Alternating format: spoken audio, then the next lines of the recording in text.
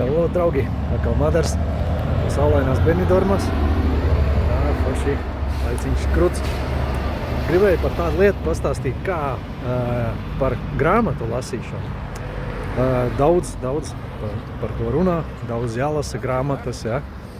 Un ko aizmirst daudz pieteikt, ka grāmatas jālasa tas, kas ir noderīgs, tas, kas ir vajadzīgas grāmatas. Daudz grāmatas ir musars, kas ir bezjēdzīgs, bet arī labas grāmatas, kas ir, tās ir, ne visas vajag lasīt. Tātad, ieteicams lasīt ir tās grāmatas, kuras ved uz mērķiem.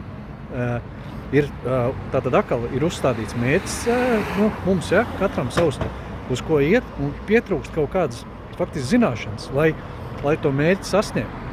Un tātad jālasa sanāk tās grāmatas, kas vajadzīgs. Pieņemsim biznesā, vai marketings, vai vēl kaut kāds virziens tieši, kas pietrūkst, lai sasniegtu to mērķi. Pārējo var lasīt, bet tad, kad tas ir vajadzīgs.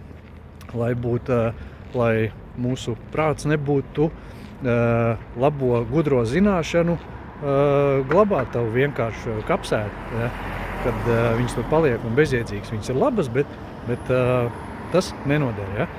Tā kā tādā veidā. Un kā to var praktiski, kāpēc arī tātad tas ir labi un vajadzīgs tās grāmatas. Tātad pirmais tās ir zināšanas, un otrais, kas ir pierādīts tas, ka cilvēkiem 98% domu ir vakardienas domas.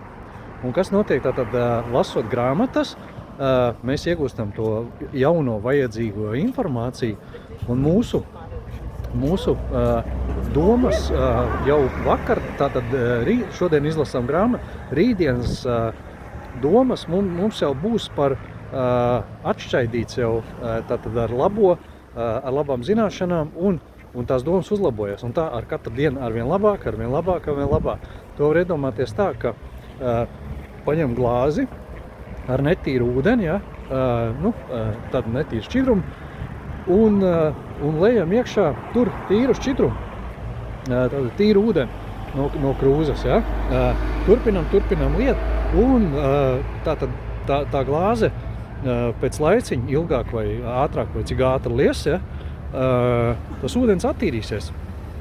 Un tātad arī mūsu domas tātad attīrās. Tas kas negatīvais cilvēkiem iekšā sēž, tātad lasot to, mēs iegūstam to, ka atšķaidām to netīrās vakardienas domas, ja, un mums ir jaunas lietas, par ko domāt. Un zināšanas lietas, kas pozitīvi tātad ietekmē mūsu dzīvi, ja? Jo viss tas, kas mēs esam, tas, ko mēs domājam.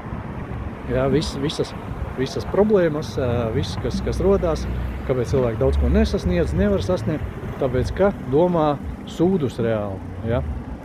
Un domā par problēmām, nevis par saviem mērķiem, sasniegumiem un tādām lietām. Tā kā tur ir tādi āķiši, viens no, tātad kāpēc ir ieteicams lasīt vērtīgas grāmatas, ja? Un kas ved mūs uz mērķiem, uz sasniegumiem, nospraustie mērķi, un atkal jau tātad nonācām līdz tam, vai dzīvē mērķi ir paši svarīgākie. Tad uzstādīt, lai ir uz ko tiekties, lai ir kaut kāda motivācija iet uz kaut kuriem, ja? Tas tāpat kā uz veikalu aiziet, pieņemsim, un bez saraksta, ja? Klīstam pa veikalu, ko grib, beigās piepirkts ir grozs ar visu kaut ko, ja? Un tas, kas nafīgi nebija vajadzīgs. Ja? Un ja mēs ejam sarakstu, mums ir mērķu saraksts, mēs ejam uz turien, mēs konkrēti kaut vai nomaldamies pa kādiem plauktiņiem, aizejam ne tur, bet mēs aizejam uz mērķi, tiekam tur.